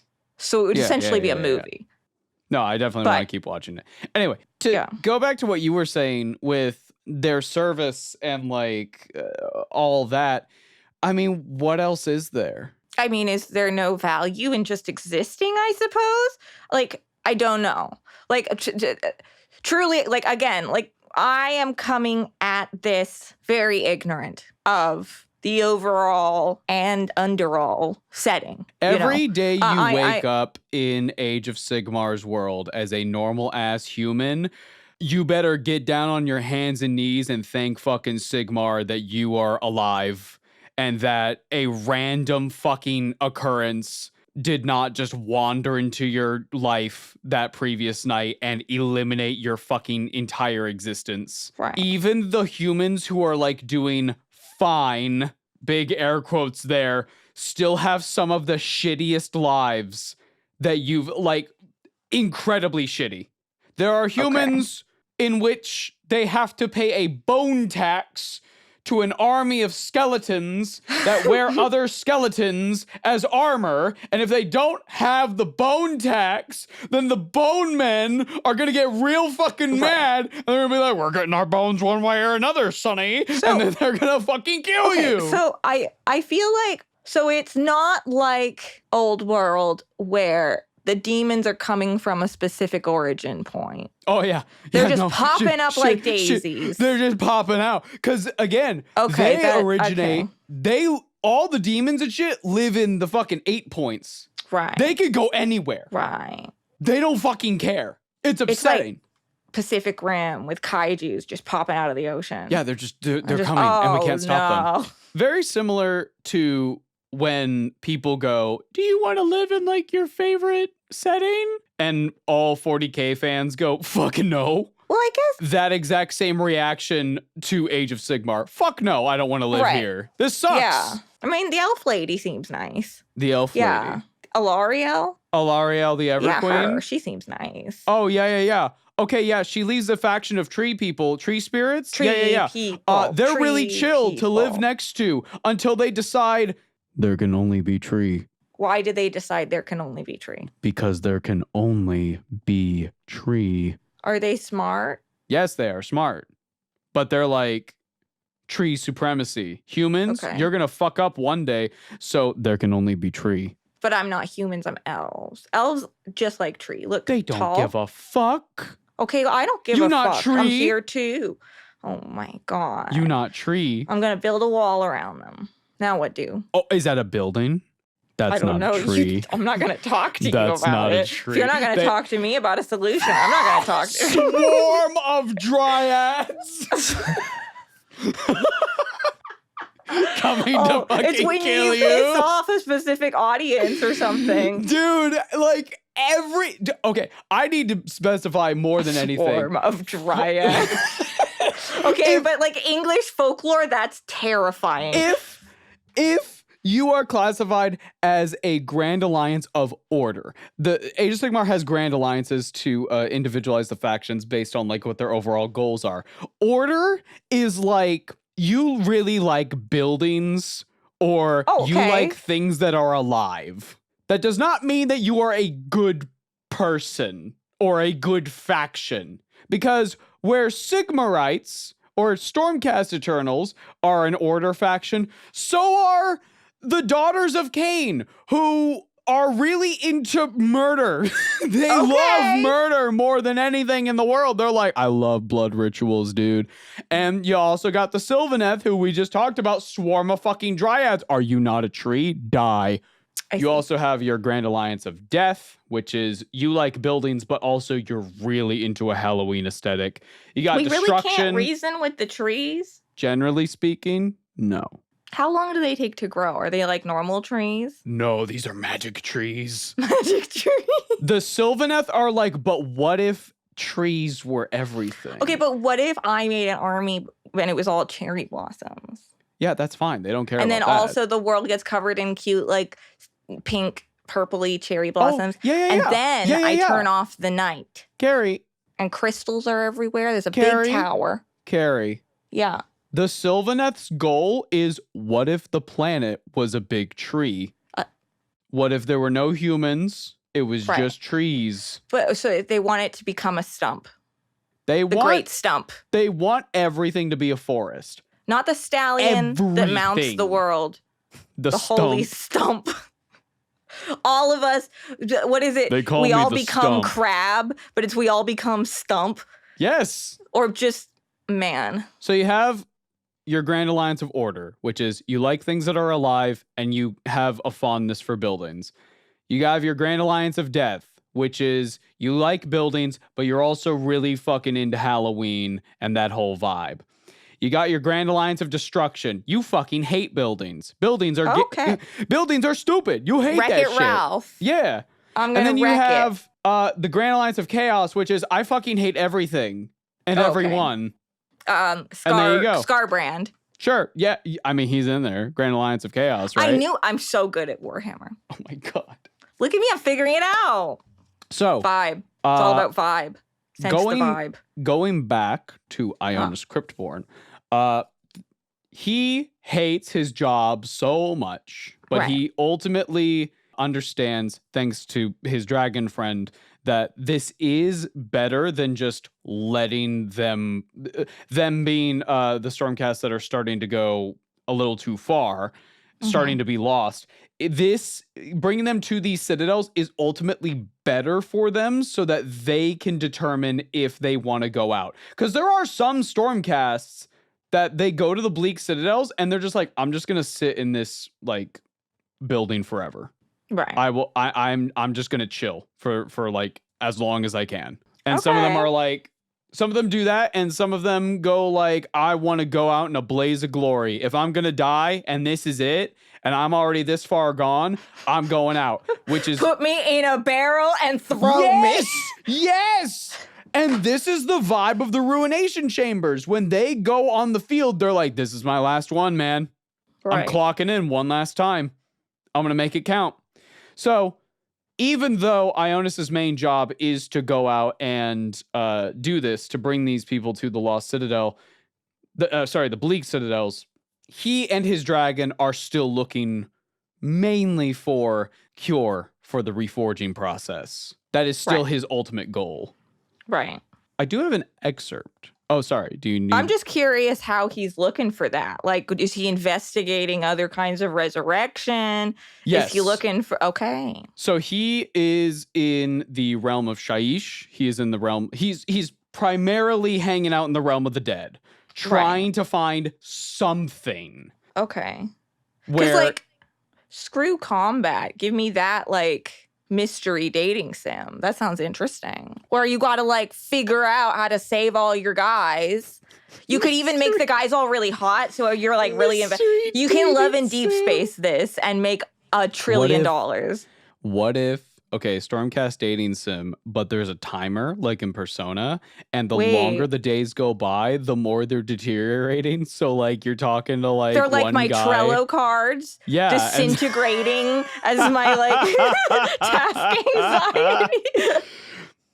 Yeah, you talk to him one day, and then next week he's got like lightning eyes, and you're just like, fuck. Oh, shit. Oh, shit. And then Ionis shows up one week, and you're like, oh no, he's also hot, but he's here to kill my boyfriend. Oh, fuck. Oh, no. Oh, he's here to take my boyfriend away. Oh, no. That time I started dating the Grim Reaper after he reaped my boyfriend.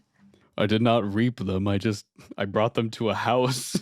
I brought them to the bleak citadel. It does feel a little, though, like it obviously, I've been like holding back on saying it because I feel like I bring it up a lot, but it reminds me a little bit of Scythe because that's kind of the whole idea. Everything is fucking Scythe. Everything is Scythe, and Scythe is just like Nikki.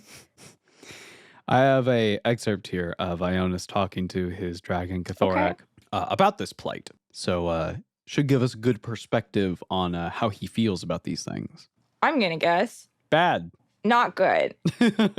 Do we really have to take our leave soon, Stormlord? Cathorak huffed, bringing his wing up to shelter the warden from the wind. We must find a location for the next citadel with haste. With respect, going back to the Presbyterium feels like a mistake. It has been an age since I checked on him, Ionis muttered, pulling a morsel of meat from the fire. This was dutifully split in half and shared. I do not claim to understand why you seek his approval. He cares little for our plight, Cathorak muttered, drawing a dry chuckle from the warrior below. I do not need Vandus's approval, Ionis rasped. A hand rested on the skull-faced helm at his side as he brushed a thumb over the champion's mark that adorned it. I don't need anyone's approval anymore. Then why go back? To know he's all right. Cathorak lowered his giant head and rested it against his master's side. In the dark, sometimes he too dreamed of the fearsome roars and proud flights of the kin that he had left behind.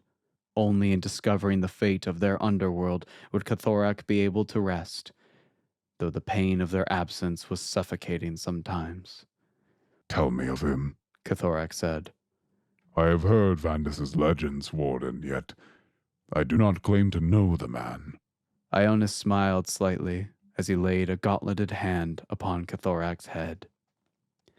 Ionis then told of the last time he had seen Vandus.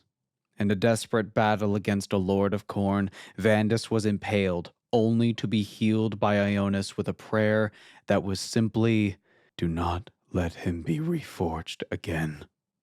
Luckily, this was enough, and Vandus was saved. Your orders were to hunt down the Gore Tide. And is not coming to your aid further that goal? I asked. Those were not your orders. If you had not come to me, another 5 of Khorne's faithful may lie dead. As would you, I pointed out. How can you talk of helping me, of prioritizing the Hammerhands, when you spend your days sifting through Shaiish for a panacea that doesn't exist? The battle was won. Vandus was safe. I didn't feel any reason to stay, to watch them lead him back to the Presbyterium and leave him to his solitude. I started walking away to make preparations for my return to Shaiish, and I could hear him calling to me. Ionis! You would turn your back on your chamber for such a pointless search? He kept calling my name as I left, but I couldn't look at him. Ionis's rasping voice faded back into silence as the pair watched Hitch's light fight towards prominence on the foggy horizon. Cathorak found his mind turning again to the wild, flame-wreathed flights of his kindred as they bore their starry-eyed riders to the most glorious of battles, uncaring as to what would become of their race should the fight prove to be their last. We never did find a cure for the flaw of reforging, sighed Ionis after a pause. Maybe we should simply press on with our new mission. No, Cathorak rumbled. I think not, Stormlord. It is time we paid a visit to the plains of Capillaria. The warden turned to look up at Cathorak, his shade-ringed eyes a fraction brighter. No effort to save those you love is ever pointless, Cathorak said. It is what makes you Stormcast. A brief echo of a smile passed over Ionis's face before it vanished under the cool metal of his helm. He scrambled to his feet and onto Cathorak's back. Thank you, old friend. Cathorak let out a hollow roar as he took to the sky, bearing Ionis Cryptborn to greater heights. But when Ionis would meet Vandus again, it would not be a good meeting. How do you feel about this before we move on to our last little excerpt? A little concerned about why? Why it wouldn't be a good meeting? Yeah. Okay, let's move right into the next excerpt then. Okay. The crows, Ionis! The crows circle above me! There had been little for Ionis Cryptborn to recover from the battlefield. The shattering of the mountains and rush of pyroclastic warp energies had obliterated both Stormcast and Gore-Tide Warrior. Vandus Hammerhands simply seemed too frenzied to realize he ought to be dead. Dragged onto Cathorak's saddle, the Lord Celestant had remained comatose until Ionis had bidden his mount descend towards the black tower rising from the hills. Only then had he awoken. Only then had he begun to scream. Hush, Vandus, Ionis said. His voice was a whisper, almost lost low to the sonorous dirges intoned by shadow-shrouded acolytes that filled the tower as he ushered his old commander along the narrow corridor. Hush, you have passed through the storm's eye. Nothing can change that now. For precious moments the Lord Celestant calmed. Then a sudden frenzy saw Vandus sob and scream as he tore at Ionis. The warden bunched his muscles and continued to haul Vandus onward towards the yawning cell door at the corridor's terminus. All the while Vandus howled, The lightning man! He comes to blast my soul to ashes, hollowed out, filled with his blinding storm, until nothing remains save the twin monolith of punishment and law! Ionis heaved Vandus into the cell just as the fulminating energies burst from the Lord Celestant's eyes and mouth. With a hissing heave, he pulled the iron door shut. It slammed with a funeral groan. Though he did not lock it, that was not his way. Breathing hard, Ionis watched as light flashed through the cracks around the door. The Lord Relictor resists the urge to slump in weariness. He could not resist his compulsion to rest a hand on the cold metal and sigh. It may not yet be too late for you, old friend, Ionis said. Slowly his fingers made a fist. Did you know, my God King? Did you know what awaited us? Did you think it necessary? Stepping back, Ionis let the dirges wash over him. He tilted his gaze upwards. Hundreds of other cells lined the bleak walls, each a mirror of Vandus's. Behind some, lightning flickered. Aye. Then so be it. His job sucks. Yeah, no kidding. Holy shit. He puts them all in these cells, but he never locks the door. Yeah. It's not his way. Well, this is unfortunate. This is very bad. The boys are not doing okay. The description of like what was happening to the guy. He's like exploding from inside. What it reminded me of, and I'm going to choose my words carefully to be exact and brief, and we still might cut this, but what came to mind was Welcome to Shadowbringers. Yeah. If you know, you know. If you know, you know. If not, and you don't know, don't look it up. Don't look it up. Nope, don't look it up. Because it's a big spoiler. It's a big spoiler for Final Fantasy 14. If you haven't played 14 and you have not gotten to Shadowbringers, you don't know what we're talking about. But if you have played Shadowbringers, you know. Yeah. Welcome to Shadowbringers. Welcome to Shadowbringers, guys. Magic Monday, guys. Bad here, man. And then that, but lightning. Yeah. But still, like this this plight that this guy has, this like eternal task that he has kind of assigned himself, it has reminded me of something, and I can't put my finger on it. Apart from that, it kind of still reminds me a little bit of Doctor Who, just in the sense of like this almost eternal figure fighting through the universe tooth and nail against like the inevitability of and the watching universe. What happens to all of his friends. Yeah, and watching the world burn. Yes. Like the universe slowly go out, essentially. And like trying to find a way to fix it that might not exist. Yeah. It breaks my fucking heart. Yeah. I want to have a Stormcast Eternal army, and that the first model I get is probably going to be Ionis Cryptborn. Because A, cool fucking dragon. B, I fucking love this character. I love the fact that, like...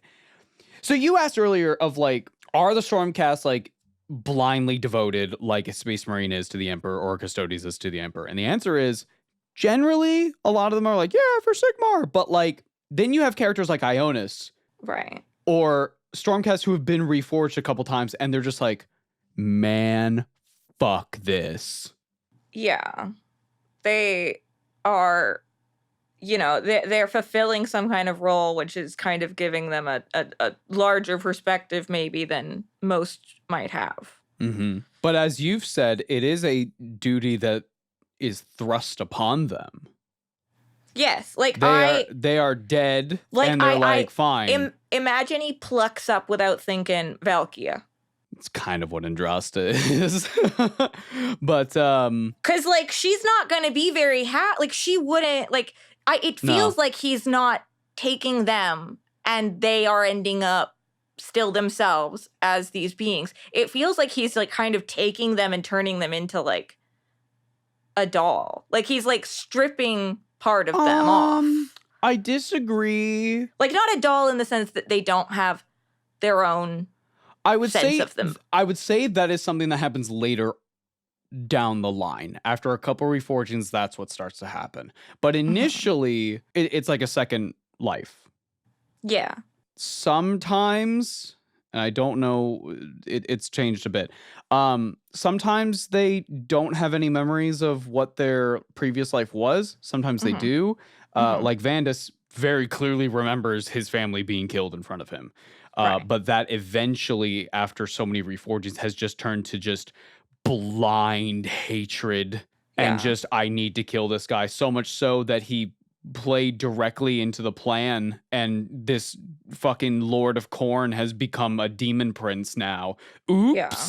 Oopie doopie. Oops. Congrats, you made him get enough XP so that he can level up. And you're still at level 4, brother. What are you doing? He's farming you. Why are you feeding? So Ionis and Vandus have been around since like first edition. Right. So their story has been evolving throughout second, third, and fourth. And fourth edition up to date now is what I just read to you, which is Vandus is barely holding on now. He used to be this legend, this hero, and now he's just this. And Ionis, poor Ionis, man. I ship it, honestly. No, I was thinking about this earlier. Mm-hmm.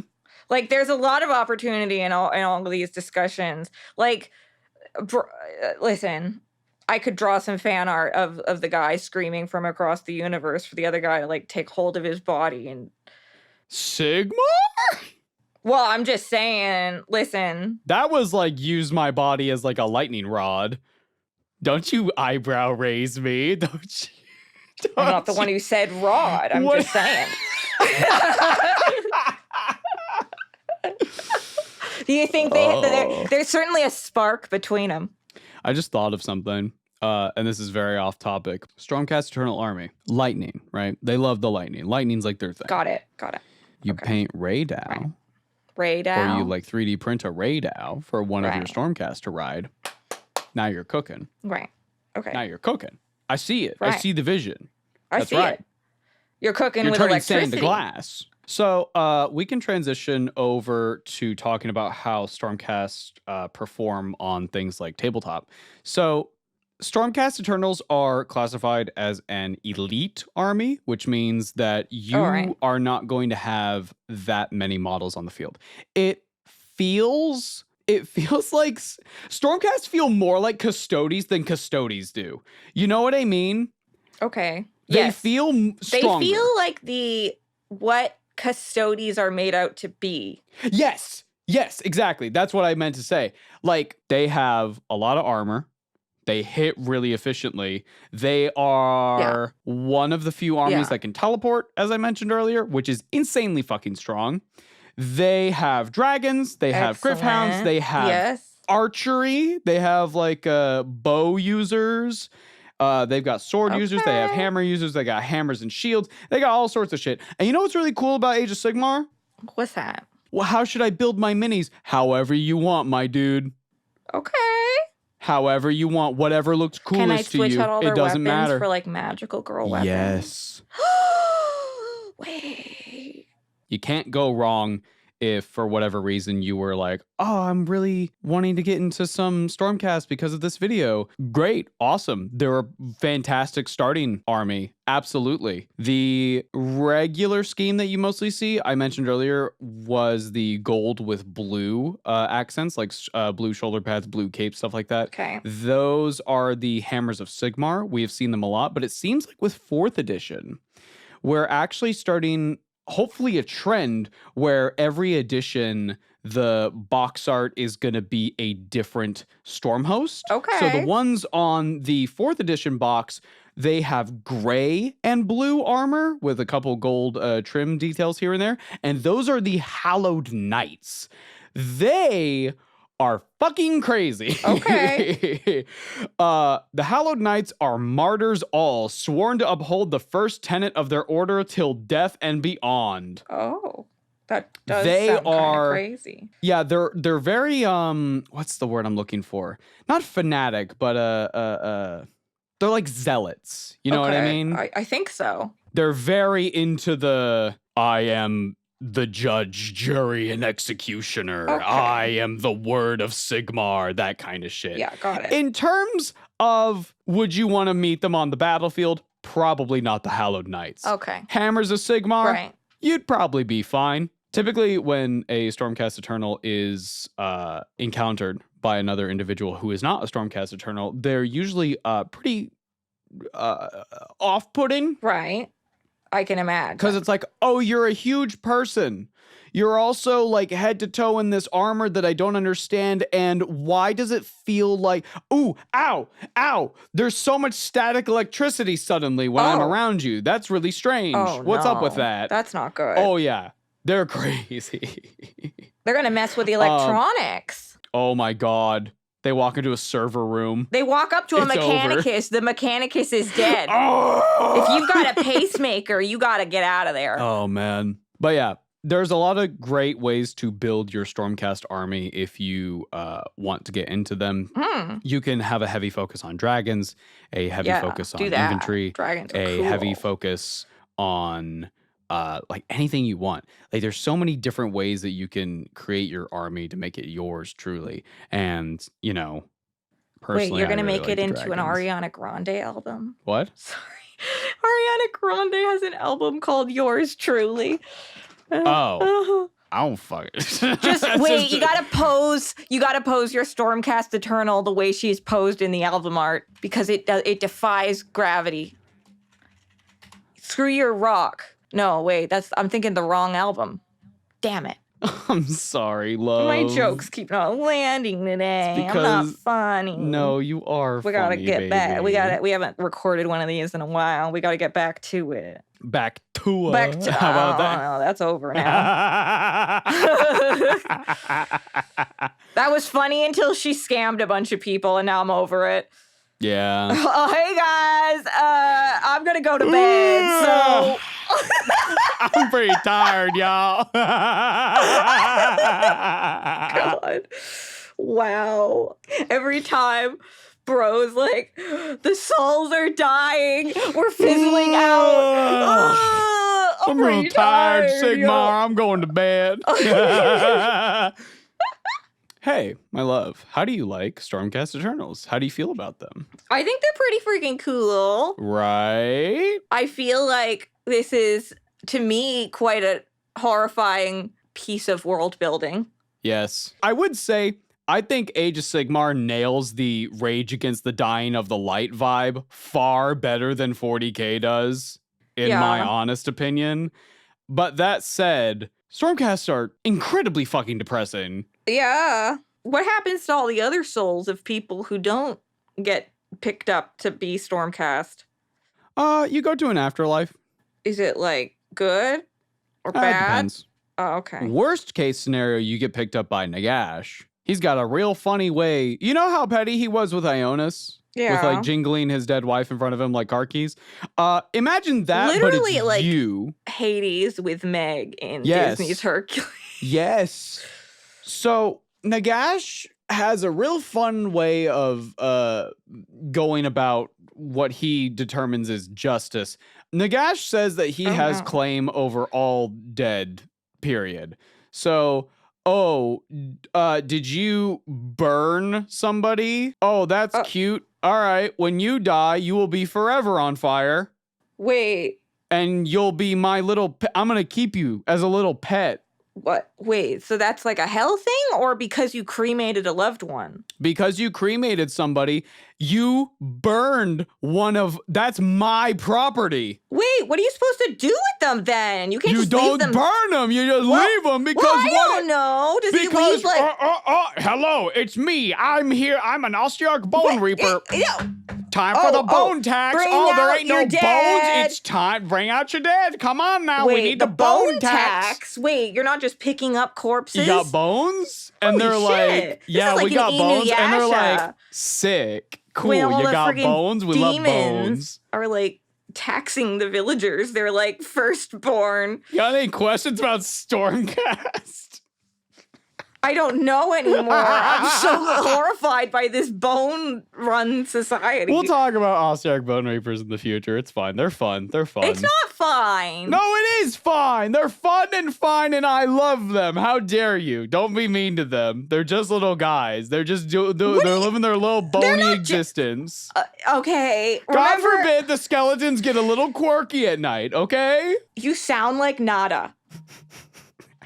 Arkveld is just like me. I love eating corpses. I love killing they're just people. Little guys. No, they're just little guys. So Stormcast Eternals.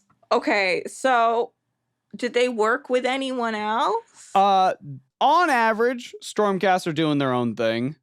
Sometimes they will work with the human faction known as the Cities of Sigmar. Right. Sigmar worshippers or otherwise normal humans in the setting, but also elves. The ones who are having the bones taxed of them. Yeah, of course. Within the Cities of Sigmar, there are also dwarves. There are also elves. But typically, they're like the normal citizenry of the realms. Sometimes they worship Sigmar. Sometimes they worship him and other gods. Sometimes they worship other gods. But the idea is that the factions are called the Cities of Sigmar. Anyway. Okay, understand. Normal ass human faction. As I mentioned earlier, much earlier, Stormcast showing up is a big deal. It is the equivalent of a custodian showing up in 40K, if that means anything to the listener. It's almost like oh shit, they're here. You could read 10 Age of Sigmar books and never hear the word Stormcast. They are rare. Right. Typically, they're pretty downers. They're kind of downers when they're around people, except Hamilcar Bear Eater. He's having a great time. Oh, okay. I assume he got hungry at some point. Well, no. This was after he got the title Bear Eater. So he was, I think, fighting beastmen, but it was a siege. So he was at this castle just waiting for the beastmen to like siege the walls and shit.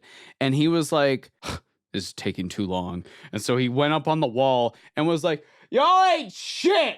And then the fucking beastman like leader came out and was like, and then he was like, finally, I can fight someone. He says, your mother is a hamster. Yeah. And your father smelled of elderberries. Yeah. He's a little silly with it. Right. Good old Hamilcar. Then, love him. What is it? John Cleese just runs for 7 minutes without moving. That's my favorite part. It's my favorite part of Monty Python. I just love that he resets every time they look at it. It's because he's using the worldo. It's really fucking It's the funny. only real explanation. It's really fucking funny. Okay, so there's like it's not very common that they show up. Yeah. All over the place, right? Do people like know they exist, or are they like okay? They are legendary. They are like the stuff of myth almost. But like people know that they are real. Like yeah. Okay. Whether or not you'll see one in your lifetime. Right. Okay. But when they show up, they're going to show up in a bolt of lightning and just be standing there after the lightning dissipates. And you'll be like, oh shit, I guess that's them. They're not exactly subtle. Okay. I guess not. I guess I also don't really know like the overall story of Age of Sigmar. We lost and we're not going to lose again. Right. This is somewhat of a problem that people have with AOS, and I do understand this one more than saying that, ultimately you just don't like it. If you don't like it, you don't like it. It's fine. But because AOS is so grand and there's so many there's 8 different realms and they're all extremely huge, having an overarching plot is really difficult to give a shit about.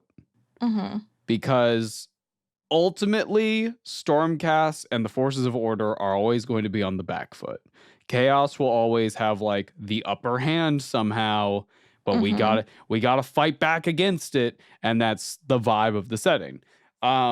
So that's why I do encourage people, if you have listened to this and maybe you're giving AOS a shot, and you do like the idea of it, but you're just not really sure where to go from here. Like I said, there's not really any great video games or anything like that. What you're going to be looking for is like a book. I do recommend Andrasta's book, The Celestial Spear. If you want a more chaosy book, universally, God Eater's Son is like praised. It is about the perspective of Stormcast Eternals and just people from Azir coming to a city and colonizing it, and what that is like from the perspective of someone who is being colonized. Oh. And going like, dude, we were fine. Oh. We don't need you Stormcast assholes. Get out of here. Interesting. And the Stormcast are like, we bring peace and salvation. They're like, I don't care. But yeah. You're going to be doing some reading. As for models, it's AOS. Models are going to be awesome. Hey. Hi. If you have made it this far in the video, you probably enjoy our stuff. Thanks for watching.